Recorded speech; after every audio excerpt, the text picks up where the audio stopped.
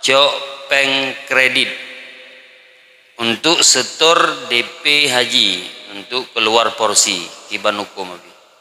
Ilun di mana-mana lu pegah. Nyokon fatwa apa? Pengkajian. Ja kredit ja olah apa dah? Ja haji, ja ibadat. Ja perken umrah, ja ibadat. Sehingga bena syaubu-syaubu yang lain. Betul-betul ibadat. Menyona peng ja haji, menyona peng ja umrah. Menyona hana riu. Beda dengan khazanah rumah tangga. Hana peng benar adanya kebutuhan rumah tangga. Memilih hana kebutuhan rumah tangga. Kepuat adanya. Hana pelek cocok kredit. Menyomak masalah ja haji. Walillahi ala nasi hajjul baiti manis tata ila sabil. Sanggup kerjakan. Hana sanggup, hana masalah.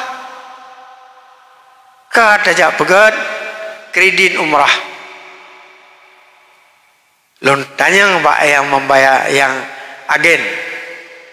Kiban tabayi bulan wate singa hana kibat.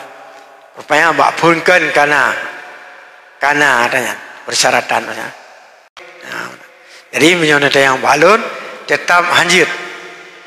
Wate na peng na kemudahan aja. Oh nak lulu pane lulu. Makin tajak makin kumat. Wate tahu ini andi aman oleh ada. Yang wate itu tahu katup putatup tu kredit kan. Nah, jadi anak peda kan. Nah, jadi yang kemudian nyontan yang baru, nanti yang baru orang lain. Hop.